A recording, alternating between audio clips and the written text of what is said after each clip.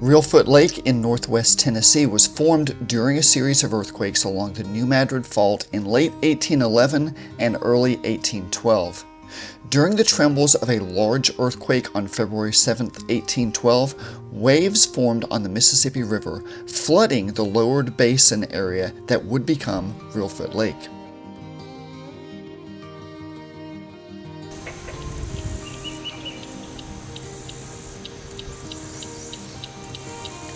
I first learned about Reelfoot Lake back in elementary school when I was studying Tennessee natural history.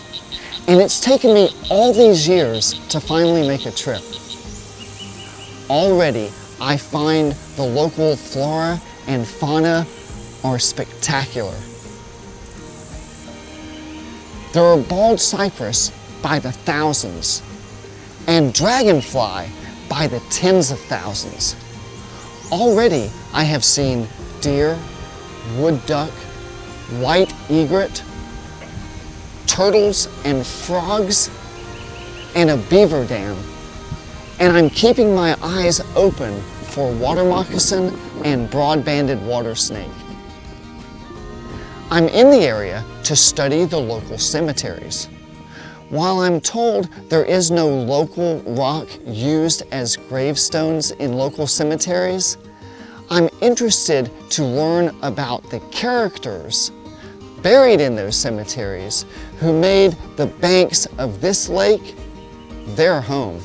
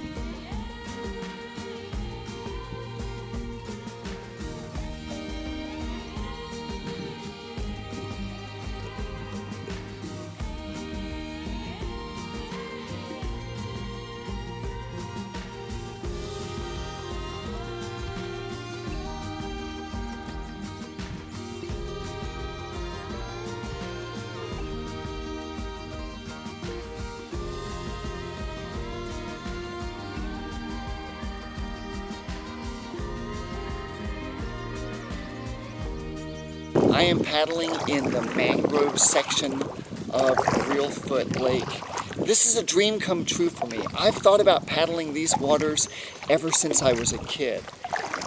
Now I have to tell you, I'm a little bit wigged out right now because I'm not sure exactly where I am. There's a trail that I was supposed to be following, but I lost sight of that in that direction, and I'm not exactly sure where I am. Now, I have been told that there are quite a few snakes in this area, and I would love to find one to show you. There are several species of water snake, most notably the broad-banded water snake. Now, for the most part, they will leave you alone. They're nothing to worry about. They're not poisonous. However, water moccasin are plentiful on Reelfoot Lake, and I'm told, I was told this morning, and I didn't know it before then, that they are a curious snake, and if they see you in a kayak, sometimes they will actually swim over to investigate. I've told they can swim very quickly, and that if that happens to me, I should do everything in my power to get away from them, just in case they want to try to get up in my kayak. Let's hope that doesn't happen. But I do want to find a water moccasin for you. Now, the question I have, and I've seen it on Bear Grylls and some of those other survivor shows where snakes fall from the trees, and I'm told that is probably not a concern. However, when I'm going through the thick section of trees with lots of tree cover, they tell me that I should just keep an eye out and beware in case a snake falls down from up above. I'm supposed to remain calm and just try to help the snake out of my boat. I really hope that I can find a water moccasin for you, and I really, really hope that I can find my way out of here.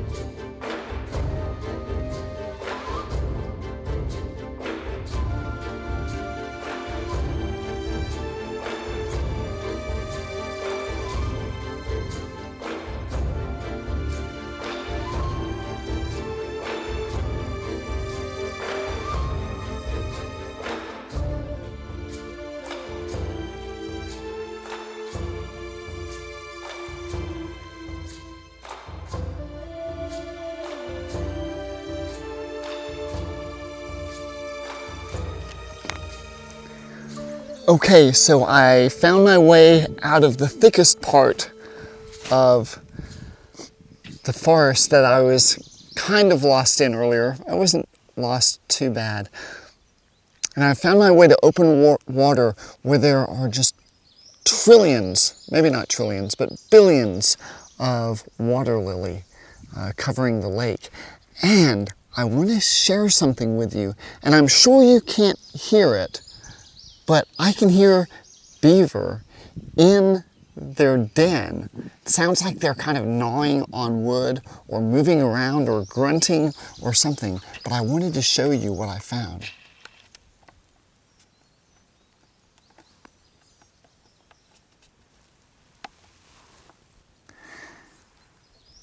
That's a beaver dam, and there are beaver in there right now. I can actually hear them working.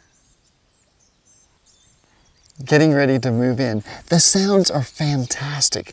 This is probably the most alive body of water maybe that I've ever been on. I've been on rivers at night, in the middle of the night, where the rivers are absolutely alive. But this body of water, every paddle I take seems to disturb something under the water or above the water. I still have not seen any snakes, but I'm working really hard to try to find one. Hopefully I'll find one before the end of this trip. But since there's some weather moving in, I'm going to paddle that way toward the west, just maybe another 10 minutes, and then I'm going to work my way back to the boat ramp and take the kayak out. I'm starting to get hungry. It's almost time for dinner, and then I am going to spend my evening studying several of the cemeteries that I saw on my way in.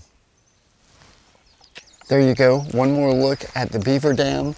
I could almost reach out and touch it, but I'm not going to do that.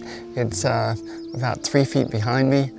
The wind is pushing me back homeward. I am going to paddle a little bit into the wind just to see what's around this bend, and then I'm going to work my way back to the boat ramp.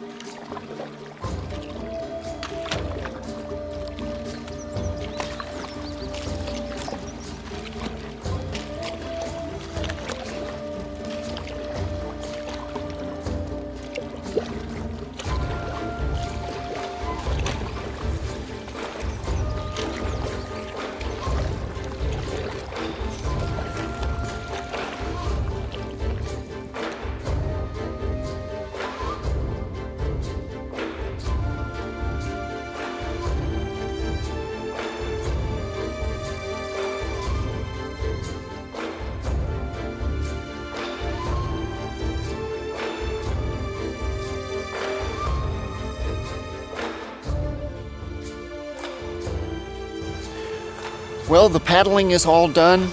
The kayak is back on my van, and I have freshened up just a little bit, and I've come across the border to Hickman, Kentucky.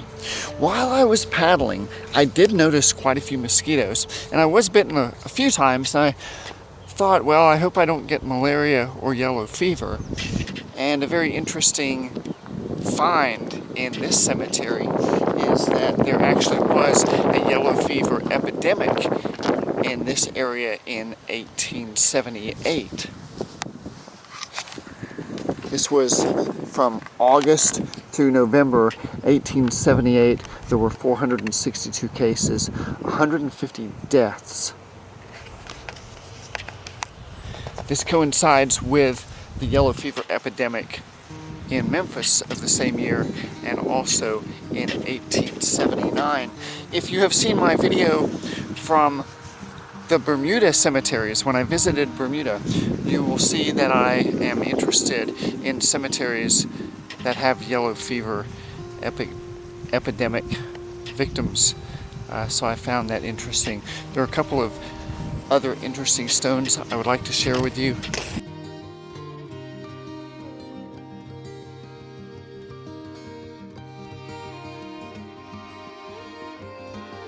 Outside of the immediate lake area, I found cemeteries dotting the landscape.